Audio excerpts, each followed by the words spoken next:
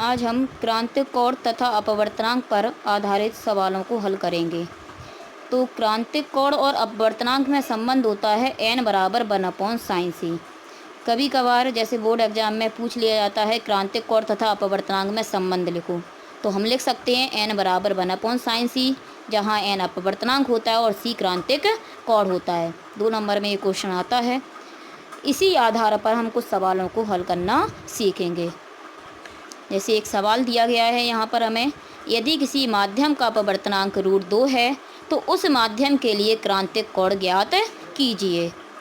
तो सवाल में हमें दे रहे हैं यदि किसी माध्यम का अपवर्तनांक अर्थात n से लिखते हैं अपवर्तनांक को, √2 है तो n का मान √2 है। माध्यम के लिए क्रांतिक कोण ज्ञात करना है, क्रांतिक कोण यानी हमें c का मान ज्ञात करना है।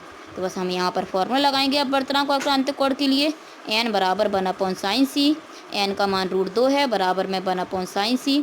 sin c को हम ऊपर लेके जाएंगे, √2 नीचे लाएंगे, तो sin c बराबर हो जाएगा 1/√2। अब हमने सारणी पढ़ी है, ये सब मैथमेटिक में त्रिकोणमिति की सब सारणियाँ होती हैं। तो 1/√2 जो साइन में मान होता है वो 45 अंश का होता है। तो sin c बराबर sin 45, तो यहाँ से c का मान निकल के आ जाएगा 45 अंश। इसी तरह से एक सवाल और दिया गया है, यदि किसी माध्यम के लिए क्रांतिक कोण 30 अंश है तो फिर उस माध्यम का अपवर्तनांक कितना होगा। तो यदि किसी माध्यम के लिए क्रांतिक कोण यानी c का मान हो जाएगा 30 दे रहे हैं, माध्यम का अपवर्तनांक ज्ञात करना है, अर्थात हमें n का मान निकालना है। तो यहाँ पे हम फॉर्मूला लगाएंगे, n बराबर 1/sin c। तो n बराबर 1/sin, c का मान 30 है, तो n बराबर 1/sin 30 का मान 1/2।